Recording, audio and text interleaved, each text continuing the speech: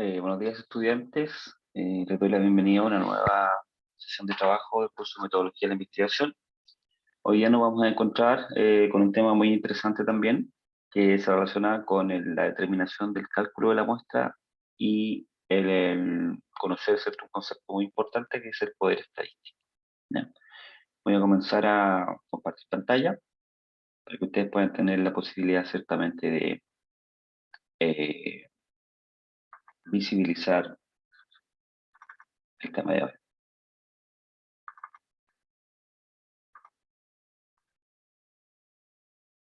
Bien, entonces, como ustedes pueden advertir acá, tenemos la primera imagen que corresponde ciertamente al título, ¿ya? Al título de la presentación, cálculo del tamaño de la muestra y poder estadístico. Estos son dos conceptos muy importantes en investigación, que tienen implicancias significativas y que, si bien son conceptos distintos, están bastante asociados, porque como vamos a ver más adelante en el desarrollo de la presentación, eh, el poder estadístico de un estudio tiene mucha vinculación con el tamaño de la muestra, ¿cierto? Hay una relación ahí directamente proporcional. Pero bien, vámonos a lo que es el primer concepto, que es el cálculo del tamaño de la muestra, porque es importante y primeramente qué es lo que significa, ciertamente, ¿ya? Cada vez que uno realiza un estudio, independiente del que sea, este estudio requiere participantes, ciertamente. O sea, un estudio experimental, un estudio ciertamente correlacional, analítico, pero siempre hay sujetos de estudio. Ahora el tema es cuántos sujetos yo voy a necesitar, ¿ya? Cuántos sujetos son importantes, cuántos sujetos son necesarios, ¿cierto? Para que este estudio tenga cierta validez, ¿cierto? Y que los resultados puedan ser aplicables, ¿cierto? Entonces ahí nos enfrentamos a una situación bien importante, dado que lo que uno debe hacer, o la sugerencia es que uno debe, antes de comenzar el estudio, tener claridad de cuántos sujetos son los que necesita para poder incluirlos posteriormente, ¿ya? Y es un ejercicio súper importante desde el punto de vista de la validez del estudio, como decía previamente, ¿ya? Entonces aquí comenzamos ya la definición del concepto, que es la determinación del tamaño muestral. Bueno, se define como esa estimación matemática del número de sujetos, participantes, pacientes, como usted quiera llamarlo, ¿ya? O incluso unidades, para que usted, o para estos ser incluidos en un determinado estudio, ¿ya? Otro se define, o define el tamaño muestral como el método por el cual el número óptimo, fíjense, el número óptimo de sujetos es estimado para un estudio dado un poder estadístico y un nivel de significancia, ¿ya? Lo que usted pretende con esto es buscar una magnitud de efecto clínicamente relevante. Entonces ahí ya uno puede entender la relación que hay entre el calcular un número de sujetos determinado para demostrar, ¿cierto?, efectos de una determinada magnitud. Y hay otra definición que dice que esta determinación del tamaño de la muestra provee una guía para la viabilidad y practicabilidad de un estudio, enfocándose, nuevamente fíjense, en si los resultados impactarán clínicamente al cuidado del paciente.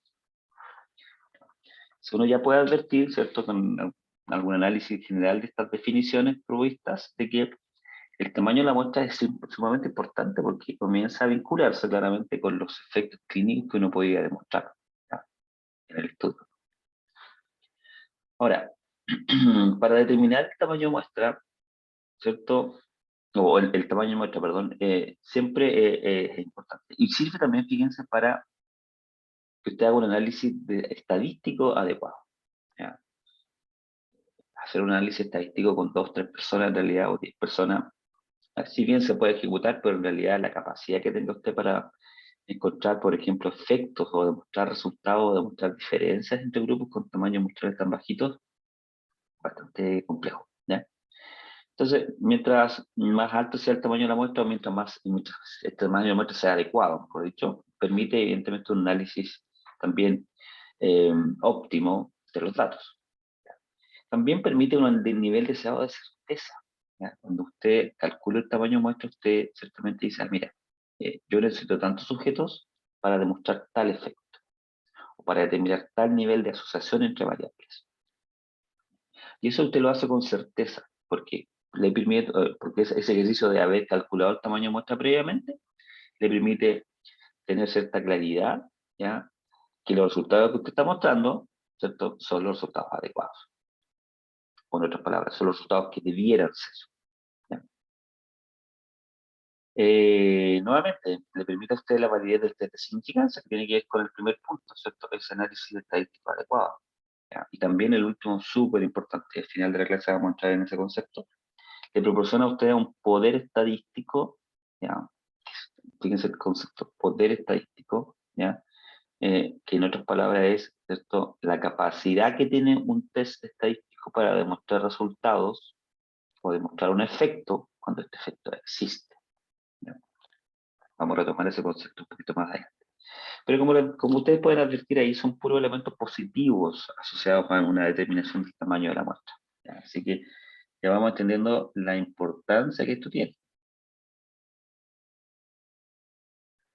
No olviden nunca esto, cuando uno hace un estudio, ¿cierto? Tiene que evidentemente conducir, bueno, no necesariamente, pero cuando hablamos de un estudio que requiere validar o contrastar una hipótesis, ya, porque recuerden que hay estudios que lo vimos en el semestre anterior, cuando hablamos de los diseños de investigación, vemos que hay estudios que no necesariamente tienen, o como objetivo tienen el contraste de hipótesis. Hay estudios que son descriptivos eminentemente y no tienen hipótesis, ciertamente.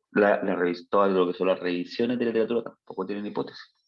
Pero bueno, supóngase que usted tiene un estudio que quiere determinar el efecto de dos tratamientos, ¿ya? O quiere determinar la asociación entre dos variables. Y ahí va, ¿cierto? Se va a presentar la siguiente situación.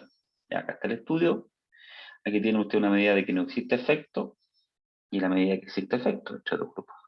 Y la realidad de los casos es lo siguiente. ¿Ya? Usted va a tener una condición donde no hay efecto y usted concluye que no hay efecto. O sea, usted está perfecto, ¿cierto? Hay un pareo ahí. ¿Ya? En este caso, cuando usted concluye que no hay efecto y en la realidad no hay efecto entre dos tratamientos, usted, ¿cierto?, falla en rechazar la hipótesis nula, ¿ya?, cuando esta es verdadera. ¿Ya? Ahora, también se puede dar el caso que usted dice, mira, hay efecto, yo concluyo que hay efecto, pero en realidad no existe efecto. ¿Ya? Y ahí usted cae en el error tipo 1. Estos conceptos los vimos en clases anteriores, en este curso también. El error tipo 1, o fíjate, el nivel de significancia, el valor alfa, es lo mismo. ¿Ya?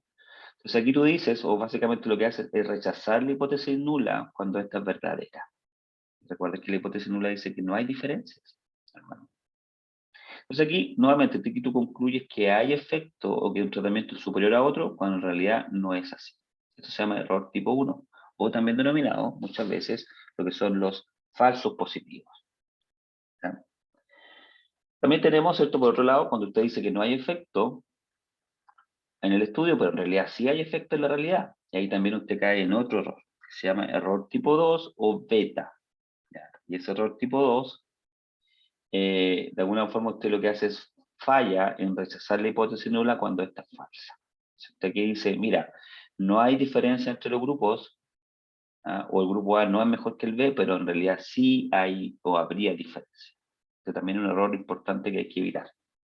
Y está la última condición donde usted dice que hay efecto y claramente en la realidad dice que hay efecto claramente.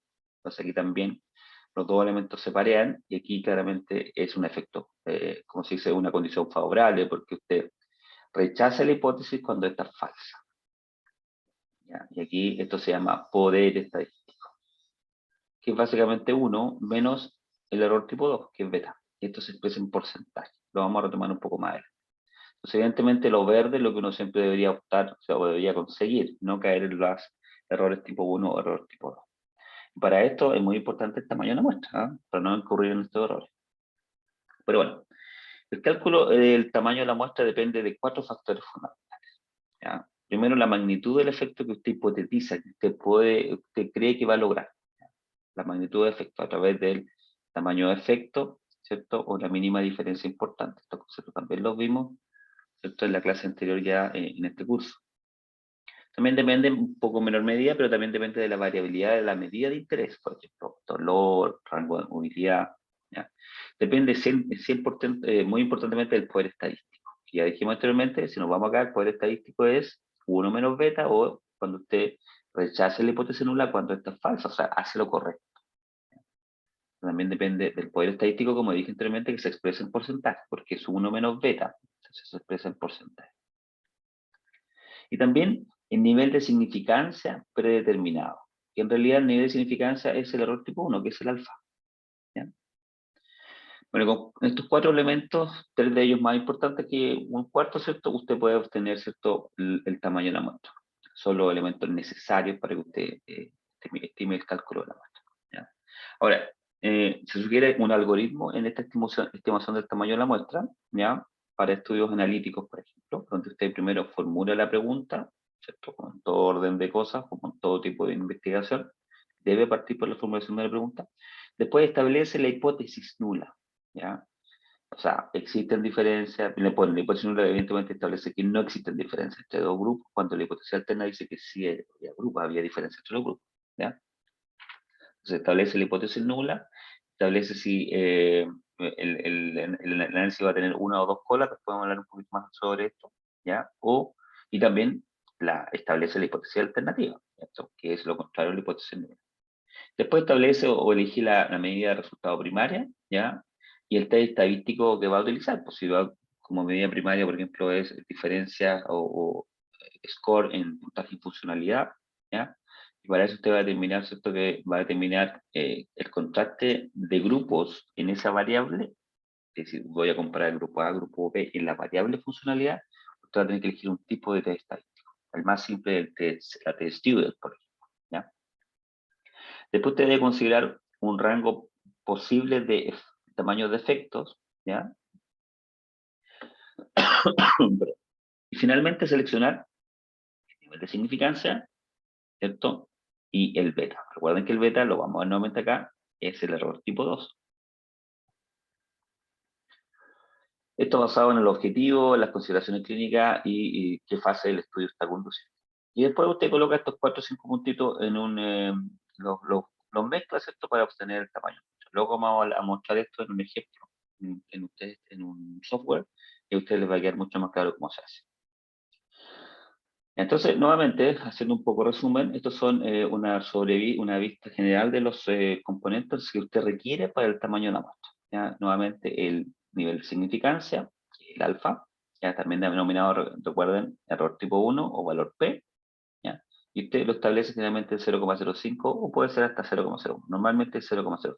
¿Ya? ¿Ya? Y corresponde a la probabilidad de obtener un cierto resultado falso positivo. O sea, decir que hay diferencias entre los grupos cuando en realidad no hay diferencias. Y eso nosotros lo mantenemos siempre bajito, o sea, un 5% o menos. Está el componente beta o el error tipo 2, que es todo lo contrario, ¿cierto? La posibilidad de entregar un resultado falso negativo, ¿ya? O sea, decir por otro lado de que no hay diferencias entre grupos cuando en realidad sí las hubo.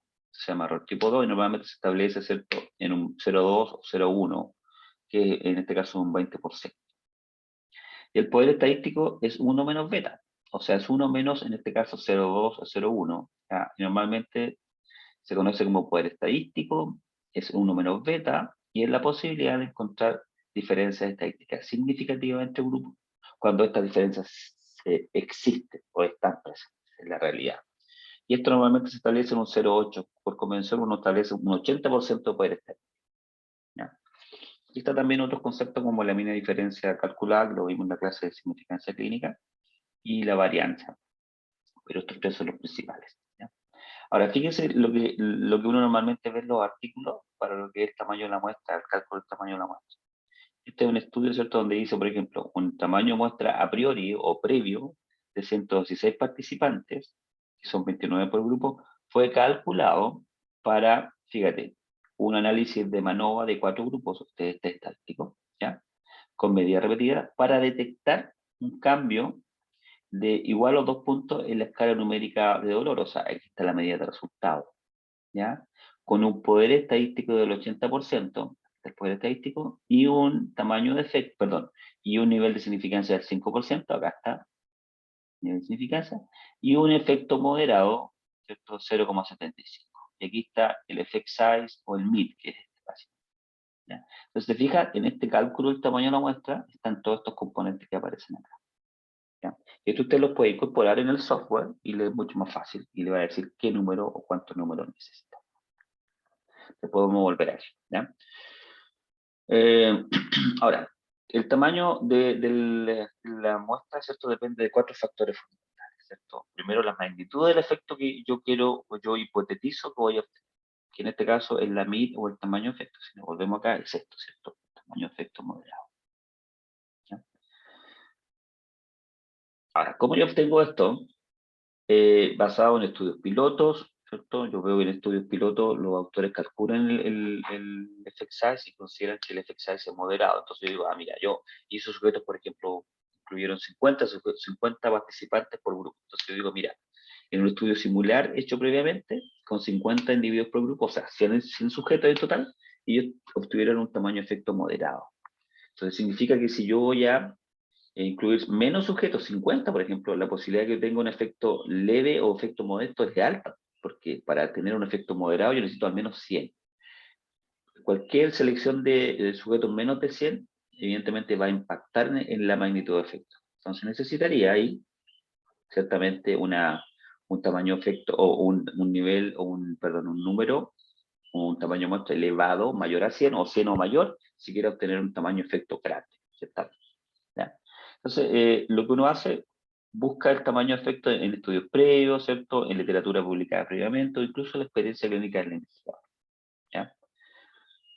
Ahora, como dije anteriormente, no todos los estudios necesitan cálculo del tamaño de muestra, ¿cierto? Ciertamente, ¿ya? Solo aquellos que usted tiene que aplicar test de hipótesis, ¿ya? Por ejemplo, estudios clínicos aleatorizados, estudios analíticos, correlacionales, donde usted quiere determinar la fuerza de dos variables o asociación de dos variables, por ejemplo, nivel de actividad física y rendimiento académico de estudiantes. Entonces, usted quiere ver cómo esas dos variables se asocian y usted establece una hipótesis que dice, mientras más alto sea el nivel de actividad física, el rendimiento académico también es mejor. Usted tiende a testear esa hipótesis, usted la pone a prueba. Entonces ahí necesita sujetos para demostrar ciertamente si esas dos variables están efectivamente asociadas.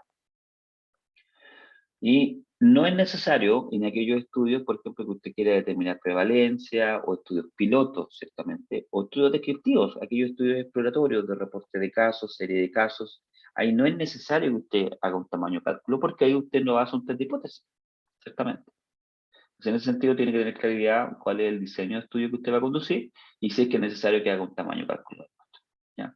Hablamos, por ejemplo, de los test pilotos o estudios pilotos. Y aquí hay un ejemplo. Este es un estudio piloto para el efecto de la yoga en pacientes con cáncer de mama o sobrevivientes de pacientes de cáncer sobrevivientes de cáncer de mama, perdón, ¿ya? Hablan de los efectos psicológicos y físicos, ¿ya? Entonces acá lo que quieren hacer es comparar el efecto pre y post de yoga, ¿cierto? Y ver realmente cómo se establece en base a dos grupos, un grupo de intervención y un grupo control. Y ellos determinan en términos arbitrarios 20 sujetos para el grupo de intervención y 18 para el grupo control, ¿ya? Entonces, fíjate que lo que pasa, si usted mira, son un tamaño bastante bajito, ¿ya? En total 38 para dos grupos, ¿ya? Entonces, ellos concluyen que solamente, por ejemplo, con este tipo de tamaño muestra, encontraron solamente efectos en el componente psicosocial, no a nivel físico, sino que solo psicosocial, ¿ya? Entonces, las conclusiones dicen que la yoga podría ser o puede tener un potencial que debe ser, pues, ciertamente explorado adicionalmente o en términos futuros, ¿ya? Y también, fíjate, dice, investigación futura debería intentar incluir un número más amplio de participantes, otros tipos de cáncer, y fíjate, un mayor tamaño de muestra. Porque ellos determinan que con 20 y 18, si bien hubo efectos, pero fueron muy limitados solamente en una variable. O sea, ellos pueden determinar o pueden especular de que aumentando el número de sujetos podría probablemente demostrar mayor cantidad de efectos y no solamente aquellos limitados al componente psicosocial.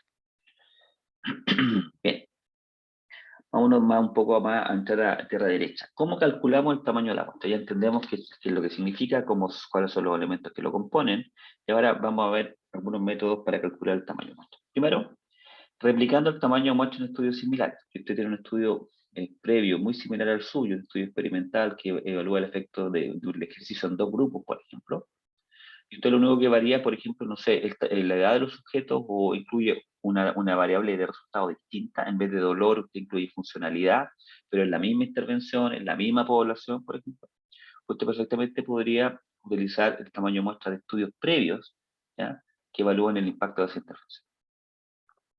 Sobre todo si esos estudios previos determinan que hay diferencias estadísticas y, más importante aún, que hay diferencias clínicas entre los dos grupos, ¿ya?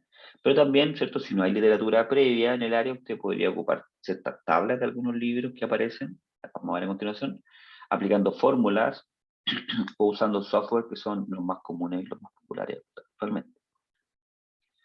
El primer caso, usando tamaño de muestra en estudios similares. Nuevamente, usar el mismo tamaño de muestra de estudios similares al estudio. Debe citar siempre la referencia, obviamente, de ese estudio, ¿ya? Ojo, que el no revisar los procedimientos usados en esos estudios te puede hacer repetir los mismos errores que fueron hechos para determinar el tamaño de la muestra, ¿ya?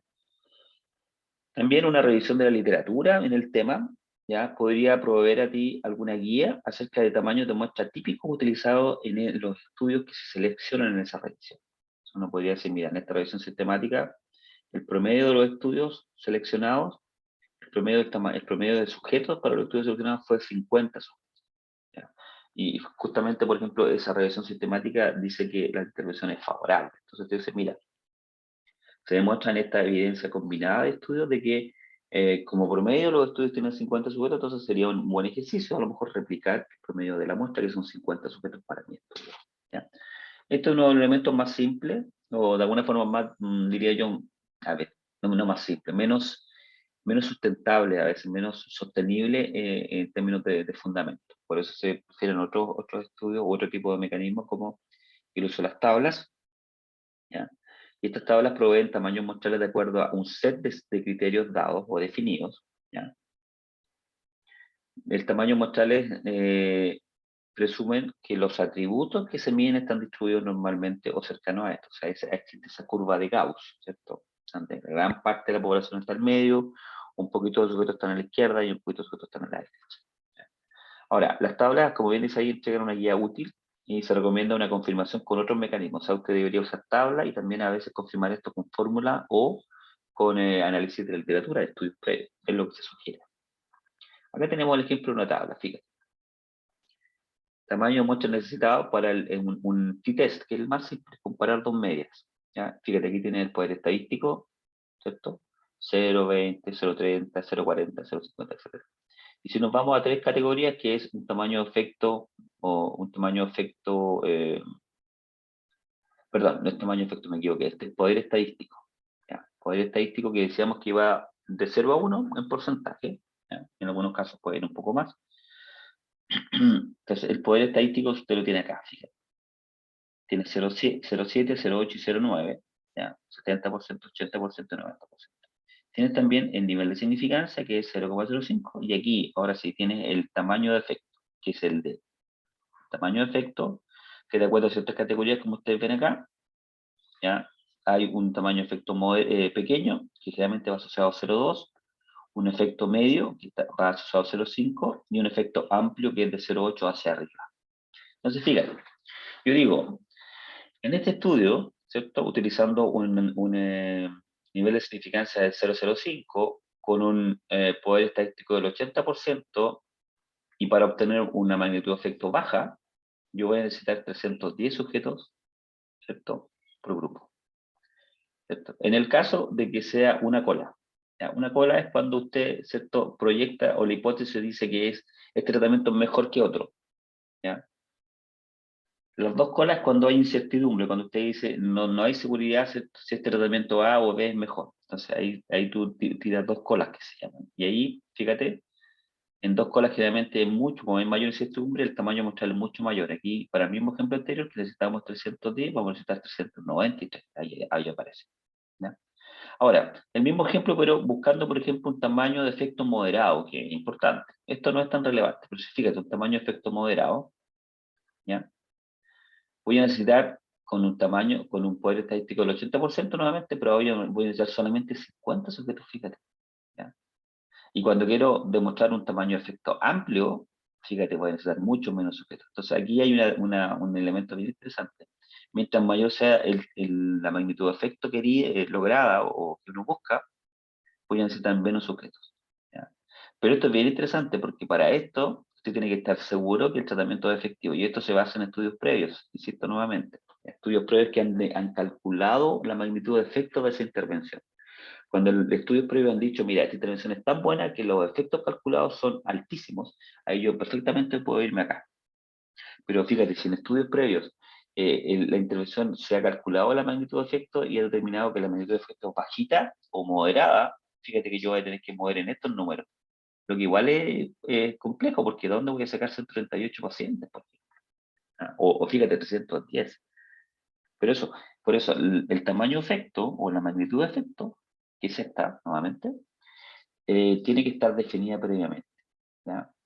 En base a literatura. Entonces yo digo, mira, esta intervención ha demostrado ser muy buena desde el punto de vista clínico, entonces yo me voy derechamente acá. Y como ha sido demostrada, yo voy a necesitar muy poquitos sujetos, porque ya está demostrada que es buena. Entonces no necesito tantos para demostrar un efecto, solamente algunos poquitos. Entonces es una relación inversa.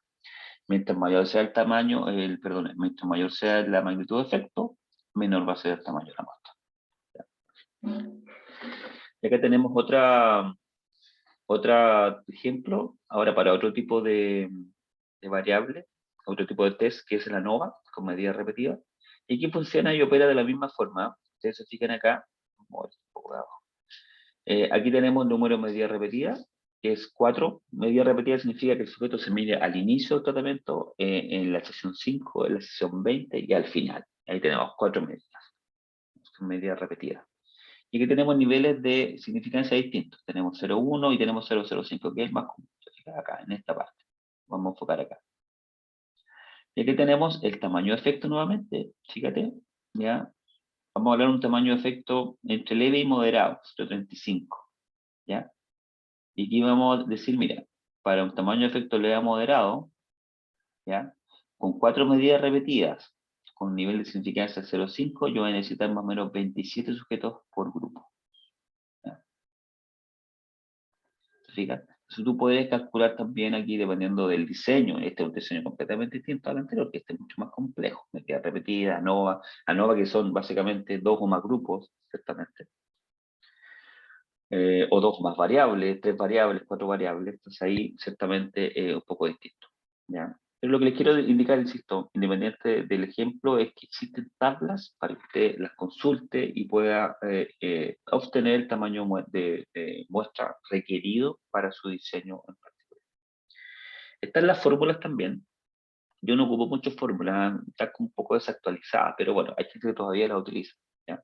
Y estas son variadas, va a depender evidentemente del nivel, del tipo de estudio. Hay fórmulas para calcular incidencia, fórmulas para calcular diferencias, correlaciones, etc. ¿Ya?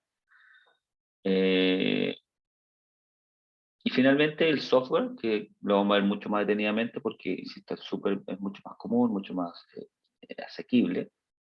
¿Ya? Y este software va a depender, usted va a tener que, de hecho lo vamos a mostrar a continuación, y va a depender del tipo de estudio, lo que usted quiere, lo que usted tiene que poner ahí la información, o qué es lo que usted quiere lograr respecto al ENI. ¿Ya? Alguna información se requiere, obviamente, como nivel de confianza, el poder del estudio, etc. ¿Ya? El software más común es el G-Power, que usted ve acá, ¿ya? Esta es la imagen, lo vamos a ver a continuación, pero también existen otros, ¿cierto? En realidad muchos más, pero este es uno de los más comunes, uno de los más populares. Entonces, de hecho, vamos a ir a continuación a revisar, a mostrar un poquito el cómo entrar en el G-Power. De hecho, lo tengo acá abierto. Ustedes se fijan acá. Ya, vamos a tratar de moverlo un poquito más al centro. Ya. Fíjense, este es el G-Power. Y aquí lo que usted tiene que hacer, básicamente, irse en esta columna. Dice, tipo de poder o tipo de análisis te va a realizar. Y aquí tiene variados tipos de análisis. Fíjate. Vamos a ocupar el día 2, ¿cierto? Que es el calcular el tamaño de la muestra a priori, o sea, antes de comenzar el estudio, cuando usted entrega un alfa, que es el nivel de significancia, el poder estadístico, y usted entrega una magnitud de efecto. Entonces, vamos a pinchar ahí, ¿ya? Fíjate, por ejemplo, si tú quieres, y aquí tienes también los tipos de test, normalmente el t-test es el que uno ocupa, ¿ya? Y aquí, supóngase que usted quiere determinar Vamos a ver acá. Diferencia entre dos grupos. El más común de todos. Dos grupos independientes. Acá está. ¿Ya? Si usted quiere comparar el grupo A versus el grupo B en una variable determinada. Que puede ser ejercicio versus ejercicio acuático versus ejercicio en treadmill, por ejemplo, para troces de rol. Un ejemplo bien concreto. Y la variable que quiere medir es cierta funcionalidad.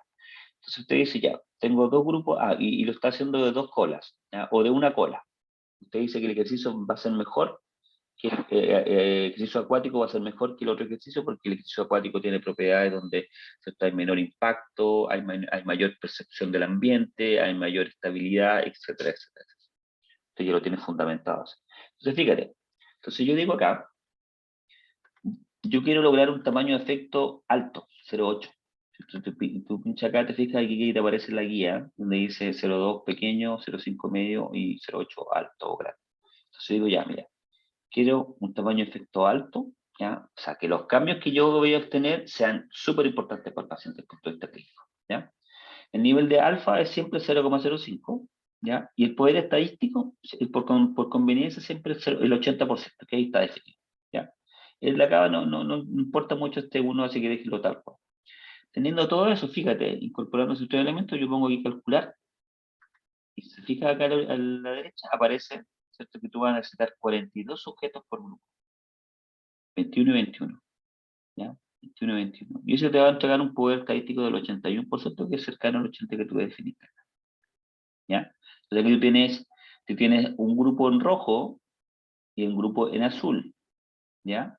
Y aquí está el poder estadístico, de aquí para acá, ¿ya? Mientras más separadas estas curvas estén, mejor, porque también tiene que ver con la magnitud de efecto. Hay mayor efecto, hay mayor diferencia. Recuerden que lo que hace el test estadístico es decir que los grupos son distintos, básicamente, ¿ya? Y eso se correlaciona obviamente también con el tamaño de efecto. Entonces, fíjense, vamos a hacer un juego aquí. Vamos a cambiar, fíjate, el poder estadístico. Recuerden que el poder estadístico se relaciona, decíamos acá en la clase, que mientras mayor sea el poder estadístico, menor va a ser el tamaño de la muestra. Y aquí lo tenemos, 21 sujetos apenas por grupo. Pero fíjate, ¿qué pasa si tú quieres tener un efecto menor? Hablemos 0,5, moderado, ¿ya? Calcula nuevamente, fíjate, te sube el doble, más del doble. Ya vas a necesitar 100 personas, ¿ya? O el tamaño de efecto determinado por la literatura para ese ejercicio es bajo. Fíjate. En ese sentido, vamos a subir esto ahora acá. Si yo calculo, mira, fíjate cuánto sube, 310 por grupo, o sea, una locura. Por eso es importante que los tamaños de efecto que usted coloque aquí sean altos y que eso esté basado en la literatura, o sea, que esté respaldado por la literatura. Porque mientras más evidencia exista que el efecto es bueno o que el tratamiento es bueno, tú vas a necesitar menos sujetos para demostrar su efecto porque ya está demostrado, ciertamente. Cuando tú no tienes certidumbre de cuál es el efecto, ¿ya? Recuerda que el poder estadístico tiene que ver con la certidumbre de determinar o demostrar efecto cuando este efecto realmente existe, ¿ya? Entonces, el effect size o el tamaño de efecto también está muy vinculado al tamaño, al poder estadístico y fundamentalmente vinculado al tamaño de muestra. Mientras menor sea el effect size o la magnitud de efecto, mayor va a ser la necesidad de sujeto que tú requieres, ¿ya? Y lo otro que quiero demostrar también es el poder que tiene, supongamos aquí, pongamos 80, perdón, 0,8 que es alto, y pongamos acá, calculamos acá nuevamente que es 21, ¿cierto? Supongamos que calculamos ahora que el poder estadístico es 50%. ¿Ya? Fíjate, mucho menos sujetos, ¿ya? Pero el poder estadístico es 0,5, ¿ya? Lo que significa que hay 50% de posibilidades, ¿cierto?, que tú falles. Entonces, normalmente uno juega acá con los valores. Estos son los tres valores que usted tiene que colocar y calcula y la aparece. Si hacemos otro ejemplo, por ejemplo, hablamos de una correlación, ¿ya? Tratamos de correlacionar dos variables. Y aquí tenemos, ¿cierto? Nuevamente, queremos confirmar que mientras el estudiante tiene mayor horas de sueño, tiene mayor rendimiento académico. Está direccionado, ¿ya? Entonces acá tenemos nuevamente, fíjate, un effect size bajito, un nivel de alfa 0,5, esto ya se mantiene intacto. Y el poder estadístico lo podemos modificar. Ponemos, por ejemplo, 0,8, que es el convencional. Calculo y voy a necesitar, fíjate, 150 sujetos, ¿ya? Para demostrar esa correlación. Una correlación que tiene un tamaño de efecto bajo. Si el tamaño de efecto ahora lo quiero demostrar que es alto, fíjate cuánto voy a necesitar. Solamente 6. Bajísimo. ¿Ya?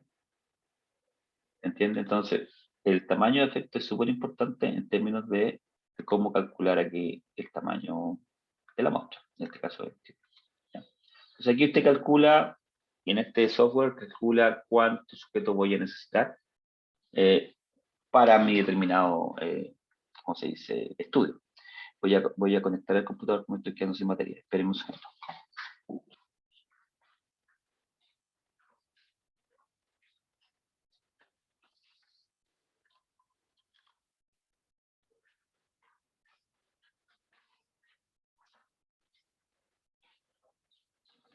Ya.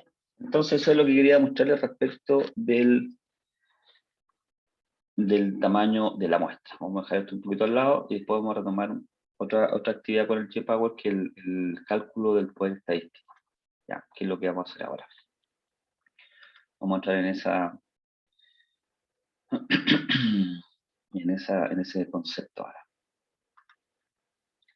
Entonces acá está el JPower, acá está el acceso gratuito, así que es muy importante que lo puedan consultar. El poder estadístico ahora es un tremendo también. Vieron ustedes cuánto importa el poder estadístico, ¿cierto?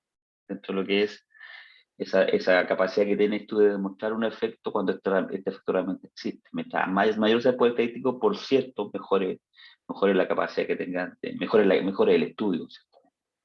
El poder estadístico básicamente es 1 menos, ¿cierto?, beta, que es el error, ¿te acuerdan? Error tipo 2.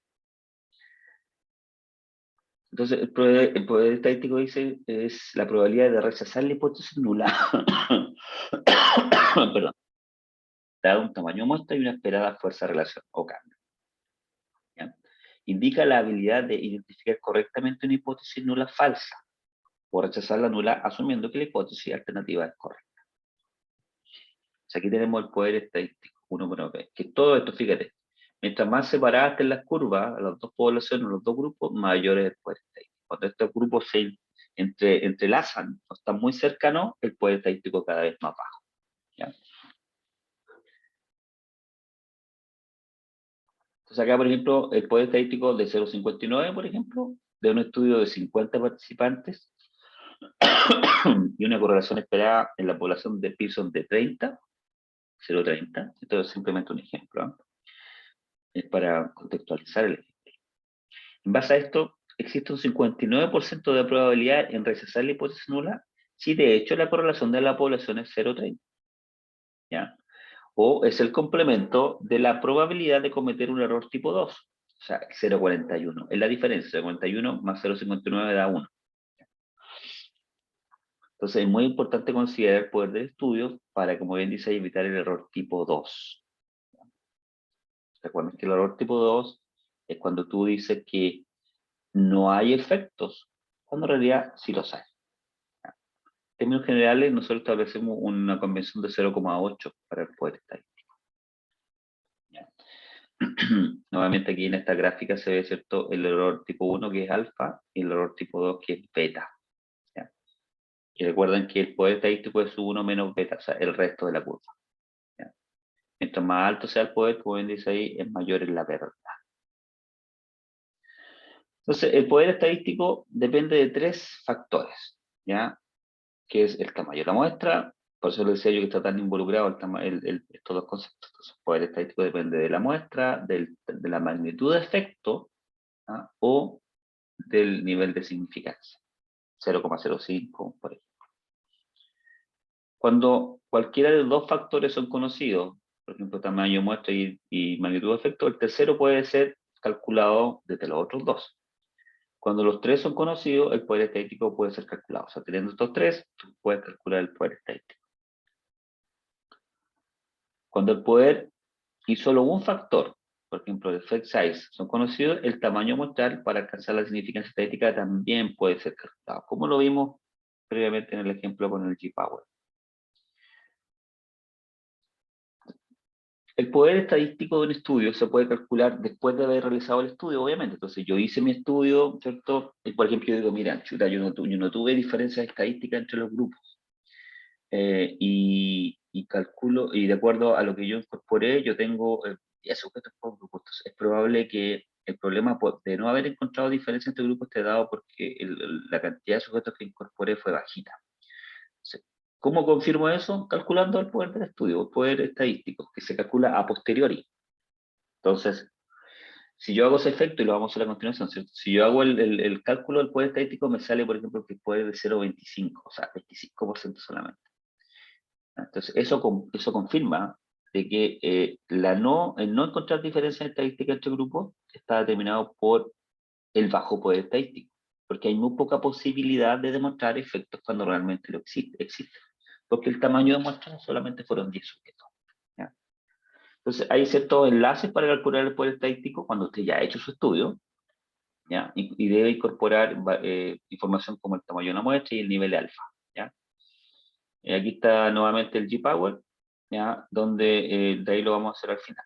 Y usted también lo puede calcular, fíjate, con tablas, el poder del estudio. Aquí tenemos, por ejemplo, si tú tienes 30 sujetos en tu estudio, o incluiste 30 sujetos, ¿ya? Y tú tienes un tamaño de efecto 0,08, ¿ya? Tú encuentras que tuviste, en este caso, un poder estadístico de 86, ¿ya? Lo que es bastante bueno. Entonces, uno podría calcular el poder estadístico con tablas, pero también con el G-Power, que es lo que vamos a hacer a continuación. Ahora, ¿cómo? De hecho, lo vamos a hacer inmediatamente antes de entrar en estas dos últimas diapositivas. Y ahora, para calcular el poder estadístico, tengo que irme acá nuevamente, en esta tablita, en este cuadro, y fíjate, dice post hoc, computar o calcular un poder estadístico alcanzado cuando tú entregas el tamaño de muestra, el effect size, y entregas un nivel alfa o de significancia.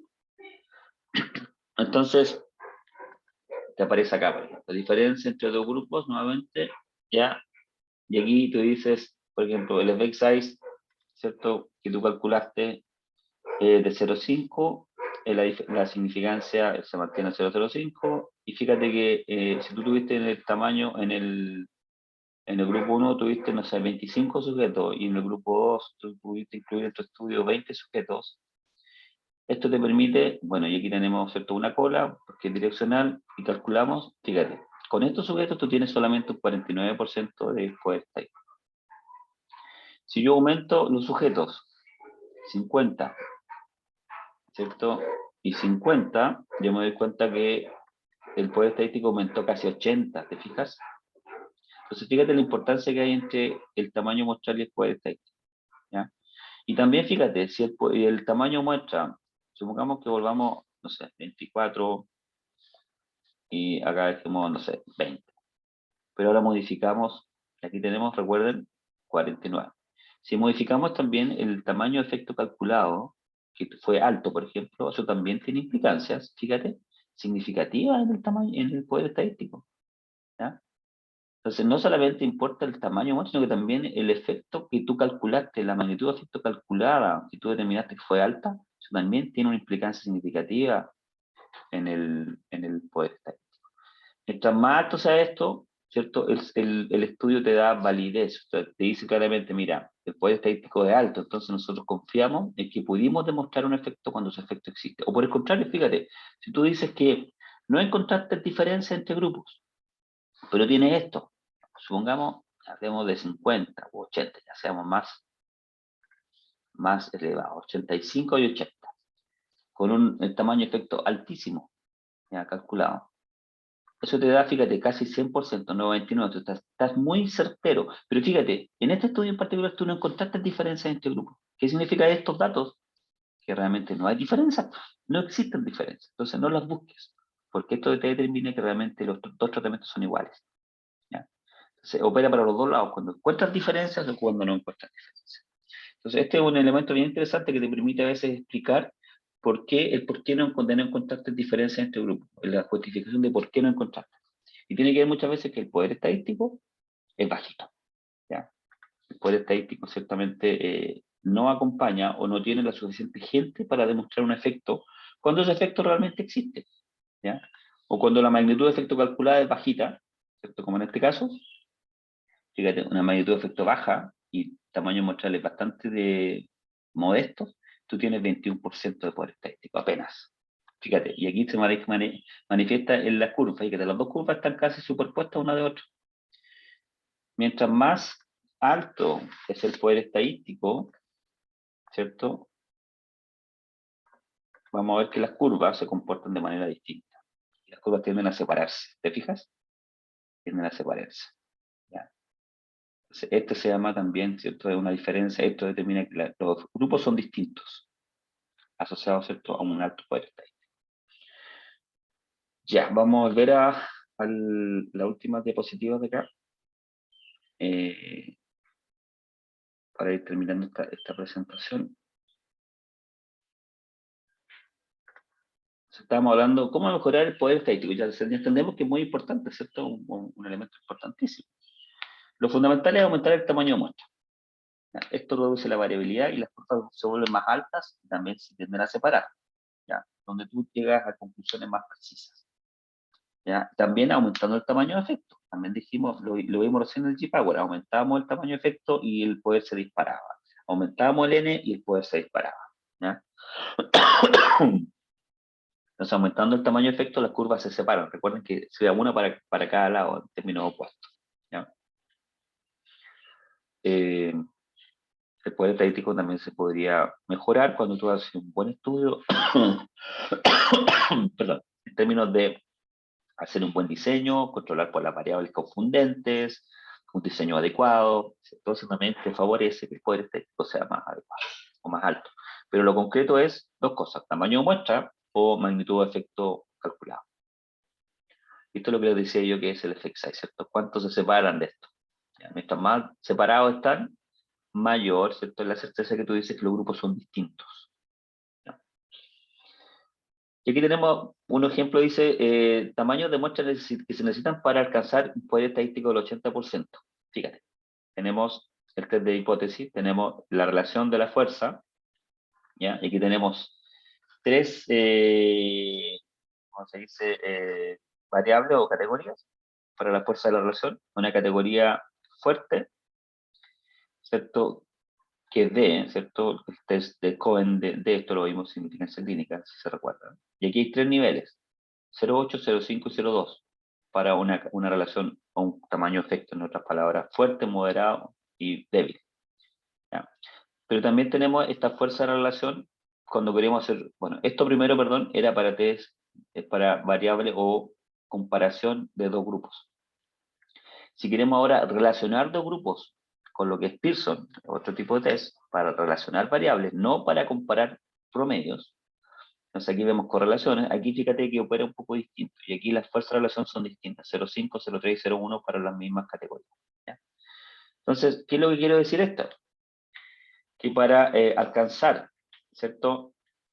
Un tamaño de efecto fuerte, ¿ya? Que es 0,8, tú requieres 52 sujetos. Para alcanzar una relación moderada va a necesitar un poco más. Y cuando la magnitud de efecto es débil, tú requieres mucho más. Esto lo vimos previamente en las tablas, ¿se acuerdan? Que era una relación inversa. Mientras más débil es el poder, el tamaño de efecto, mayor es la cantidad de sujetos que tú necesitas para demostrar, en este caso, un poder estadístico del 80%. Lo mismo ocurre para Pearson, ¿cierto? Es el mismo fenómeno. Mientras más fuerte es la correlación alcanzada, tú vas a necesitar menos sujetos para demostrar eso. Mientras más débil es, vas a necesitar mucho más sujetos para demostrar. ¿Ya? Porque si bien existe el tamaño, si existe la correlación, pero necesitas mucha más gente para encontrar a alguien que te pueda demostrar eso. ¿Ya? Cuando la correlación es muy potente, basta 28 sujetos, mucho menos, porque es tan alto que lo vas a encontrar en cualquier sujeto que tú selecciones, lo vas a encontrar, porque el efecto o el fenómeno existe. Acá también existe, pero es más difícil de encontrarlo, porque no existen todas las personas. Por eso tú necesitas muchas más personas para encontrar aquellos individuos que sí determinen la correlación o que sí tú puedas demostrar el efecto de un tratamiento. ¿ya? Entonces, correlaciones débiles requieren tamaño de muestras muy amplios para proporcionar un poder estadístico adecuado, que era lo que les decía yo previamente, ¿cierto? ¿Cómo mejoramos el poder estadístico? Bueno, ya lo vimos en términos de reforzar el tema del tamaño de muestra, ¿cierto? Y el magnitud de efecto que uno calcule también tiene que ser alto, ¿ya? Mientras estos dos elementos sean altos, el poder estadístico siempre va a ser alto, lo que te va a dar certeza, ¿ya? Y lo que te va a dar claridad respecto de que los tratamientos son efectivos, ¿ya? O que las correlaciones, o que las dos variables están correlacionadas, si hablamos de otro tipo de estudios. Como dice Neyman, del 77, obviamente un experimento diseñado con bajo poder estadístico probablemente no vale la pena, ¿cierto?, ejecutarlo, ¿ya?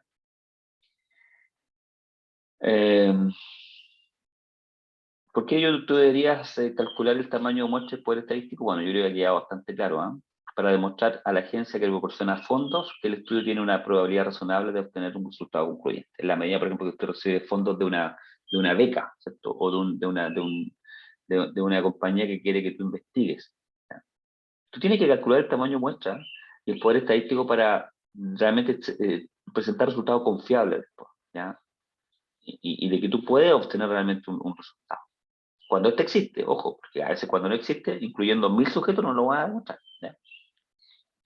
Para demostrar que recursos necesarios serán minimizados y bien utilizados, claramente. O sea, que nada con levantar tremendo estudio, juntar gente y al final contactar gente y reunir 30 sujetos por grupo, pero igual comprar un tremendo equipamiento para pedirlo, pero al final demuestra que no hay diferencia entre grupos porque el tamaño de muestra que incluiste era bajito.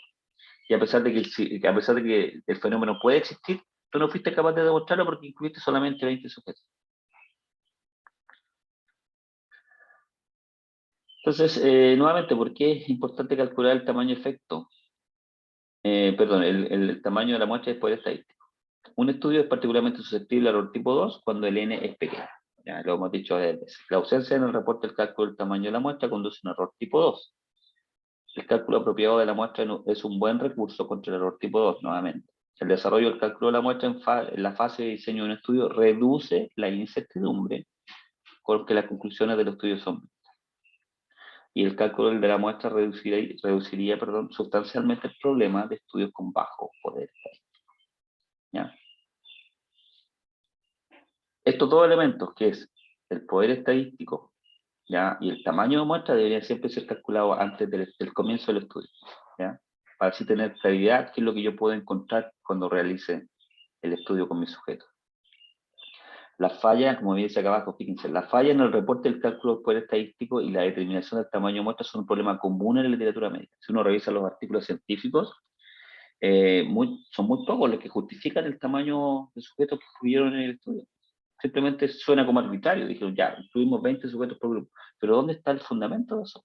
¿Son esos 20 sujetos necesarios para que tú realmente puedas demostrar un efecto? ¿Ya? Entonces, eso es un tema pendiente. Uno debería siempre calcular a priori, como dice acá, a priori. Antes del comienzo del estudio debería calcular cuántos sujetos voy a necesitar y fundamentarlo, ¿ya? Bien, eso es lo que les tenía preparado para hoy día respecto de este tema. Ya va a quedar aquí la grabación y vamos a tener obviamente una instancia de preguntas más adelante para resolver dudas. Que tengan un muy buen día. Nos vemos. Chao, chao.